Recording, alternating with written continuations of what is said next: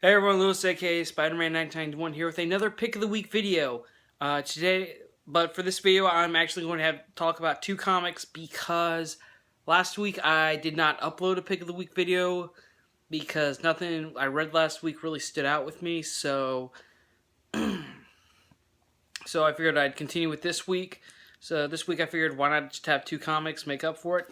Okay, so I picked one comic from Marvel, one from DC. Let's start with the Marvel choice. Amazing Spider-Man number 22. Clone Conspiracy has been awesome. Whenever it comes to big story arcs, Dan Slott really delivers. And I love how for this story, we're getting the main story arc in a separate miniseries, and the Amazing Spider-Man issues are pretty much being the backstory and the kind of filling what's been going on behind the scenes.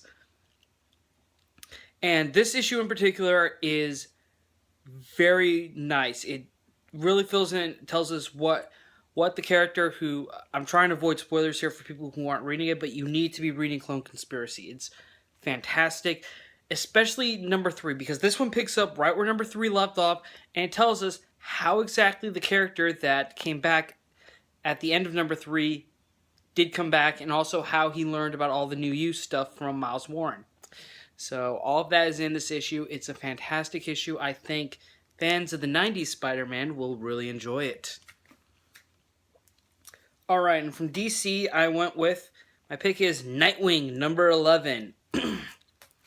So Dick Grayson has come to Bloodhaven, and this is actually a really nice issue because it opens up with sort of a flashback to back when Dick was Robin, and Batman Robin had just taken down this Gotham criminal, but this criminal also had sort of a sidekick with her, and unfortunately because she was working with her, she's probably being sent to a juvenile detention center, and Dick notes, she really didn't do anything wrong, she just had a bad mentor. Can she really be blamed for that? And then we cut to the present day. Dick found her out, and it turns out that all these guys you see on the cover, they're sort of part of this ex-super costume villain support group where they pretty much show up in costume and they kind of talk about their adjustments to life and stuff, and it's really interesting, and it's a really interesting concept.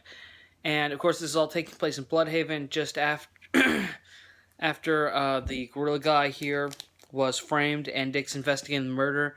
And throughout the issue, Dick is pretty much thinking to himself, like, the reason he came to Bloodhaven was so that he could figure out how to trust himself again, try to have a life outside the costume, but now he's getting pulled back in.